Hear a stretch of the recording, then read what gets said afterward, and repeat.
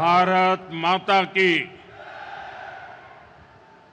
आज पंजाब दी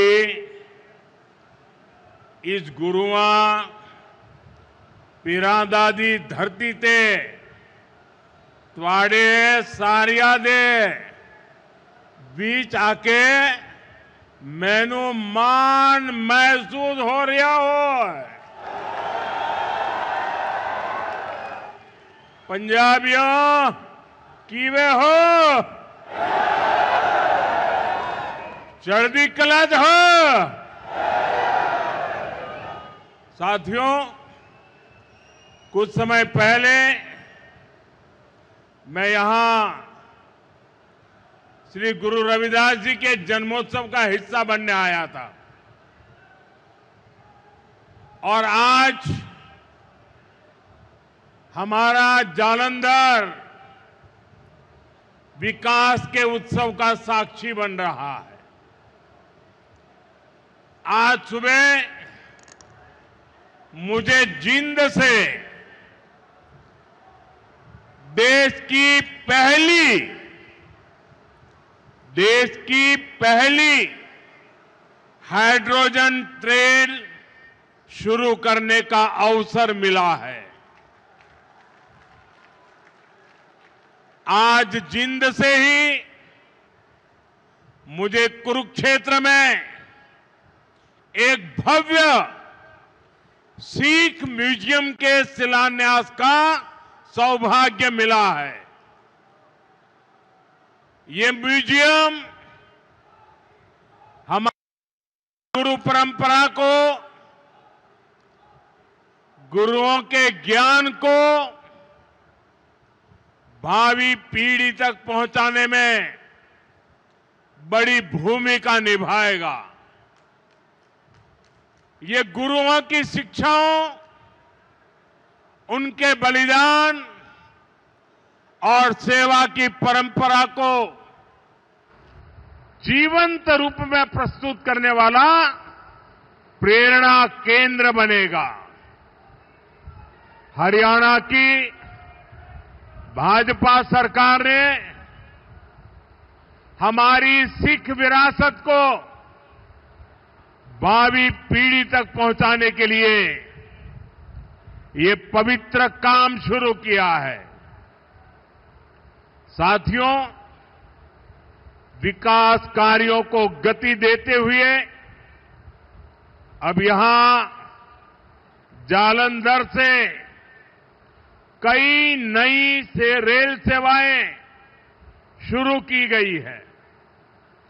आज अमृतसर से काशी के बीच रेल सेवा भी शुरू हुई है।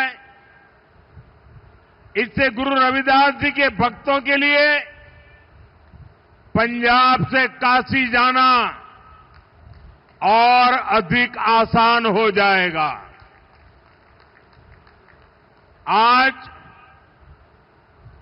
दौलतपुर चौक और करतौली के बीच नई लाइन भी शुरू हुई है। करतौली से अंबाला के बीच नई रेल सेवा को भी हरी झंडी दिखाई गई है। साथियों, आज ही लुधियाना बाईपास का शिलान्यास, दिल्ली अमृतसर कटरा एक्सप्रेसवे के एक और सेक्शन का लोकार्पण हुआ है। मैं ऐसे हर प्रोजेक्ट के लिए देशवासियों को और खास तौर पर पंजाब के मेरे भाई बहनों को बहुत बहुत बधाई देता हूं। आज भारत सरकार कनेक्टिविटी के, इंफ्रास्ट्रक्चर के अनेक ऐसे प्रोजेक्ट पर पंजाब में काम कर रही है। पंजाब में भाजपा सरकार नहीं है, लेकिन हमारा पंजाब विकसित हो, इसके लिए केंद्र की भाजपा एनडीए सरकार कोई कसर बाकी नहीं छोड़ रही है। साथियों, आज मैं विशेष रूप से जालंधर के लोगों की भी सराहना करूंगा, जिन्होंने स्वच्छता से स्वागत पहल के माध्यम से इस कार्यक्रम को और सार्थक बना दिया है। श्री गुरु रविदास जी ने समरसता और सामूहिक प्रयासों का जो संदेश दिया था, उसे आप सभी ने अपने व्यवहार में जीवंत किया है। ये अभियान कर्तव्य भावना का भी उत्तम उदाहरण बन रहा है।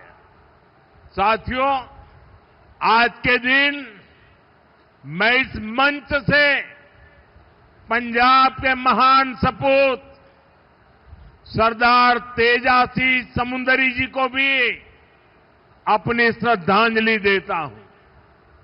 आज उनका 100वां शहादत दिवस है। उन्होंने अंग्रेजी शासन काल में सिख हितों की रक्षा के लिए अनेक आंदोलन किए। सरदार तेजा सिंह जी ने अपना पूरा जीवन मातृभूमि की सेवा में समर्पित कर दिया। आज से शुरू हो रहे उनके शहादत वर्ष से जुड़े कार्यक्रमों से हम सभी को प्रेरणा मिलेगी।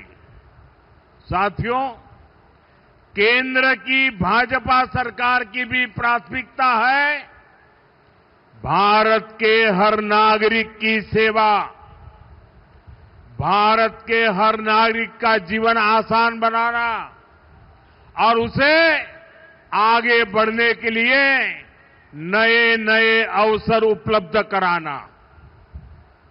और इसलिए हम नागरिक देवो भव इस मंत्र पर चल रहे हैं।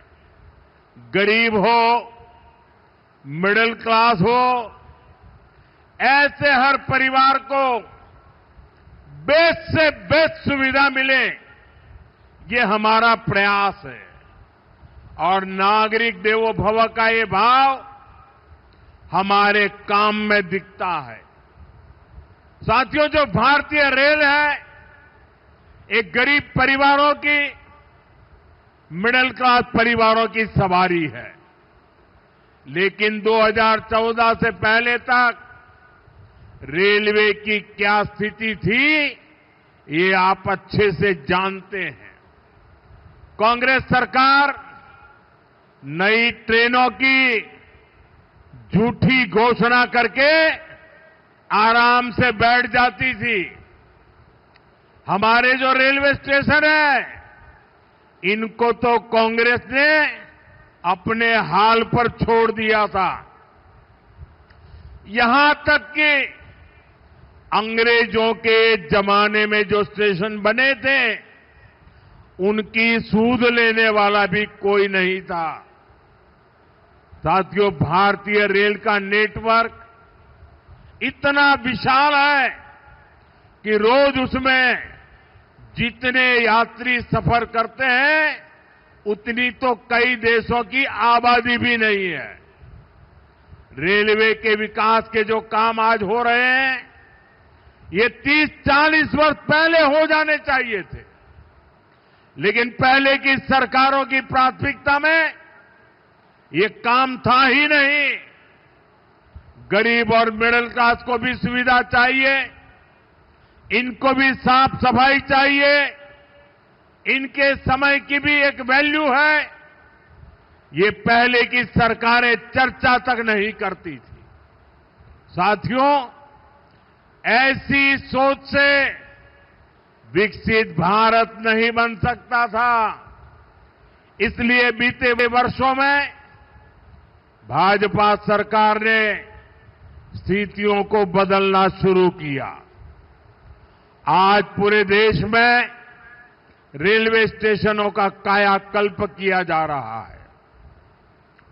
अमृत भारत स्टेशन स्कीम के तहत 1300 से ज्यादा रेलवे स्टेशन को आधुनिक बनाया जा रहा है और इनमें से कई स्टेशन पर काम पूरा हो चुका है। आज ऐसे ही 75 स्टेशन का लोकार्पण किया गया है। साथियों, जब आप यहां जालंधर कैंट स्टेशन में जाएंगे तब आपको एहसास होगा कि वाकई हमारा देश विकसित राष्ट्र बनने की ओर बढ़ रहा है। ये केवल स्टेशन नहीं है, ये एक प्रकार से सिटी सेंटर है। जालंधर कैंट स्टेशन आधुनिक भी हुआ है और इसकी कैपेसिटी भी बहुत बढ़ गई है। ऐसे ही आनंदपुर साहिब, मुक्तसर और साहिबजादा अजीत सिंह नगर स्टेशन का भी कायाकल्प हो गया है। साथियों, हमारे नए रेलवे स्टेशन व्यापार कारोबार का भी माध्यम बन रहे हैं। यहां जो लोकल कारीगर है, विश्वकर्मा साथी है, महिलाओं के सेल्फ हेल्प ग्रुप्स हैं, उनके उत्पाद स्टेशन पर बिक सके, ऐसी व्यवस्था बनाई गई है। और ये अमृत भारत स्टेशन हमारी विरासत, हमारी धरोहर के दर्शन भी कराते हैं। अब जैसे जालंधर है, यहां की पहचान स्पोर्ट्स से है, खेलकूद से है, तो जालंधर कैंट स्टेशन में पंजाब की खेल परंपरा और लोक संस्कृति के दर्शन होते हैं। आप आनंदपुर साहिब स्टेशन जाएंगे तो वहां तख्त श्री केसगढ़ साहब की झलक दिखाई देती है। कालका स्टेशन पर श्री काली मंदिर के दर्शन होंगे। यानी हमारे स्टेशन अब हमारी संस्कृति, सभ्यता के प्रतीक भी हो गए हैं। साथियों, हम अपने पूर्वजों से प्रेरणा लेते हुए, उनका मान बढ़ाते हुए ही एक सशक्त राष्ट्र बन सकते हैं। इसी पवित्र भाव से ही आदमपुर एयरपोर्ट का नाम श्री गुरु रविदास जी महाराज जी एयरपोर्ट किया गया है और चंडीगढ़ इंटरनेशनल एयरपोर्ट पर अब शहीद भगत सिंह इंटरनेशनल एयरपोर्ट के नाम से जाना जाता है। और ये काम भाजपा सरकार ने किया है और हमें इस पर गर्व है। साथियों, ये धरती शेरे पंजाब महाराजा रणजीत सिंह की धरती है। महाराजा रणजीत सिंह के शासन में खुशहाली भी थी, सुरक्षा की गारंटी भी थी और समाज में सद्भाव भी था। लेकिन पंजाब में आज क्या हो रहा है, ये किसी से छिपा नहीं है। यहां विज्ञापनों के दम पर विश्वासघात की तस्वीर छिपाई जा रही है। आज पंजाब में कानून व्यवस्था बेहाल है। कब कहां गैंगवॉर हो जाए, किस दिशा से गोलियां चलने लगे, कोई कह नहीं सकता। यहां व्यापार कारोबार करना मुश्किल हो गया है। सरेआम लोगों से फिरौती मांगी जा रही है। पुलिस थाने तक सुरक्षित नहीं है। आए दिन थानों पर अटैक होते हैं और सबसे दुखद तो ये है कि पंजाब का भविष्य भी बर्बाद किया जा रहा है। नशे के सौदागर खुलेआम घूम रहे हैं। पंजाब के युवाओं को नशे के दलदल में धकेला जा रहा है। साथियों, आज यहां जो लोग पंजाब की सत्ता में बैठे हैं, ये लोग बहुत घमंड से देश की राजनीति बदलने का दावा करते थे, लेकिन आज इनकी सच्चाई देश देख रहा है। 2-3 दिन पहले ही दिल्ली में इनके एक नेता को अदालत ने दोषी करार दिया है। उस पर दोष दंगे कराने का है, दोष एक पुलिस के आईबी अधिकारी की हत्या का है। और इन लोगों की बेशर्मी देखिए, अदालत ने सबूतों के आधार पर फैसला दिया, लेकिन ये लोग कोर्ट के फैसले पर सवाल उठा रहे हैं। ये लोग अदालत के फैसले भी मत मजहब उसमें भी ढूंढ रहे हैं, क्योंकि इनके वोट बैंक का सवाल है। साथियों, कुछ दिन पहले ही गुजरात में इनके एक एमएलए को कोर्ट ने 7 साल की सजा सुनाई है। ये सजा सरकारी अधिकारियों पर हमले और वसूली के मामले में सुनाई गई है। वसूली, उगाही, अवैध कब्जे, ये सब इनकी राजनीति का ट्रेडमार्क बन चुके हैं। ऐसे ही अनेक मामलों में कई सारे लोग तो अभी जमानत पर बाहर चल रहे हैं। यहां पंजाब में ही देखिए, जिसको स्वास्थ्य मंत्री बनाया उसको घूसखोरी के चलते बर्खास्त करना पड़ा। एक मंत्री पर मनी लॉन्ड्रिंग जैसे गंभीर आरोप है। इनके एमएलए घूस लेते हुए रंगे हाथ पकड़े जा रहे हैं। ऐसे गिनते जाएंगे तो इनकी सरकार और इनकी पार्टी में कम ही लोग मिलेंगे जिन पर कोई दाग न हो। साथियों, जनता की सेवा का काम साफ नियत से होता है, ईमानदारी की भावना से होता है। लेकिन आज जो पार्टी पंजाब में सरकार में है, उसकी ना नियत साफ है और ना ही वो ईमानदार है। उसकी पहचान ही कट्टर बेईमान पार्टी की है। साथियों, केंद्र सरकार अपनी तरफ से हर संभव प्रयास कर रही है कि पंजाब की जनता को केंद्र की हर स्कीम का लाभ मिले, लेकिन कट्टर बेईमान पार्टी की सरकार में यहां लूट का खुला खेल चल रहा है।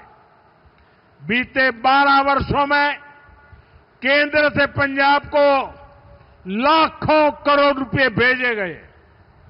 इस पैसे से गांव के रास्ते बनते, नहरें बनती, मंडियां बनती, लेकिन पंजाब सरकार ने उस पैसे को सही जगह खर्च नहीं किया। और बड़ी बात यह है कि ये लूट कर्ज के पैसे पर भी चल रही है। पंजाब के नाम पर कर्ज लिया जा रहा है। पंजाब का बजट कर्ज का ब्याज चुकाने में लग रहा है और यहां राज्य सरकार चला रहे लोग उस पैसे पर मौज कर रहे हैं। साथियों, आज हालत यह है कि पंजाब में विकास का हर काम ठप है। सिर्फ भारत सरकार की योजनाओं पर अपने नाम का स्टिकर लगाकर बेचा जा रहा है। आयुष्मान आरोग्य मंदिर जो पूरे देश में चल रहे हैं, उन पर यहां अपना स्टिकर चिपका दिया। पूरे देश में 5 लाख रुपए तक का मुफ्त इलाज देने वाली आयुष्मान भारत योजना चल रही है। यहां उसके साथ भी खेल खेले जा रहे हैं। साथियों, पंजाब का सामर्थ्य अद्भुत है। यहां के किसानों में, यहां के नौजवानों में बहुत क्षमताएं हैं। पंजाब तेजी से विकसित हो सकता है।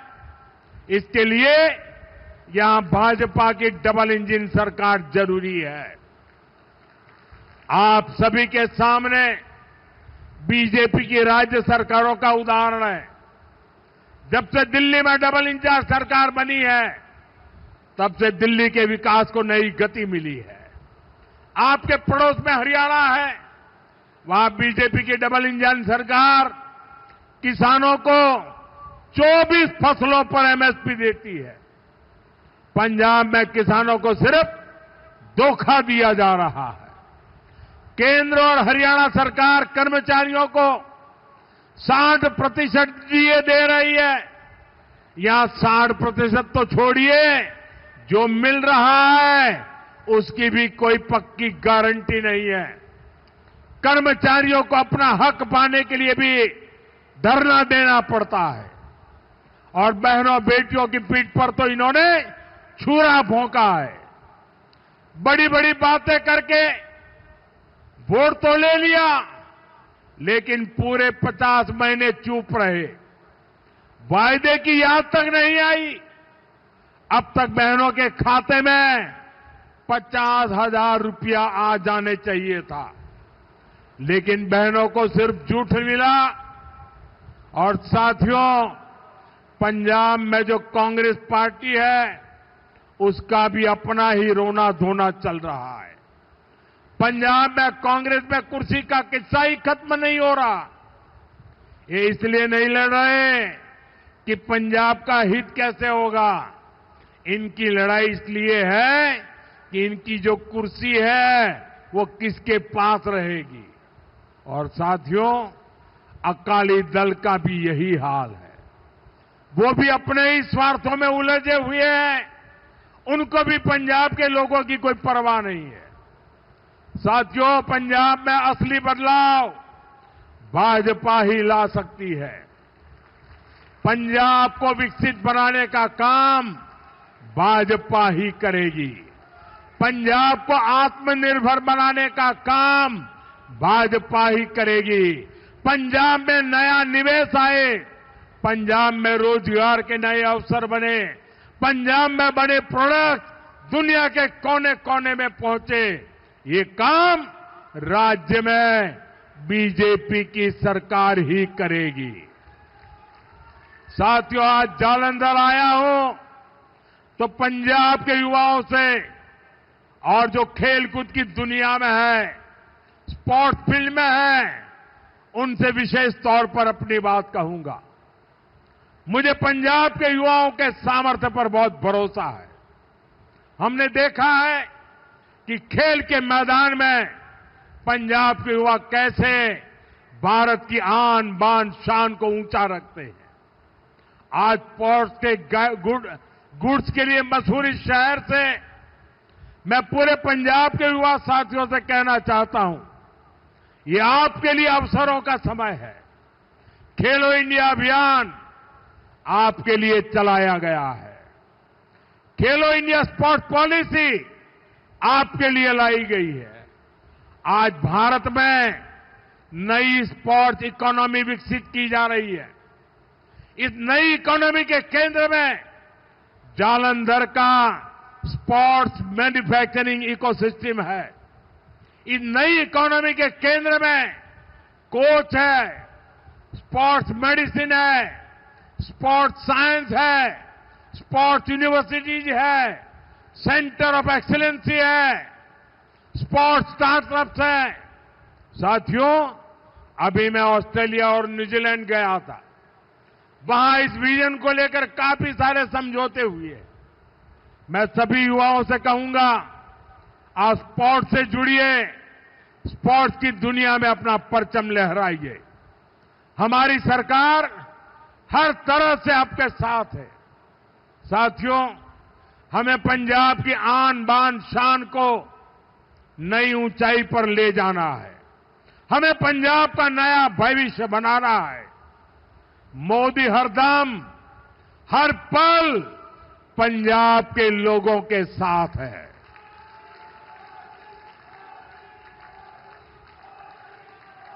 साथियों, फिर एक बार सभी मेरे पंजाब के भाई बहनों को इन विकास कार्यों की बहुत बहुत शुभकामनाएं।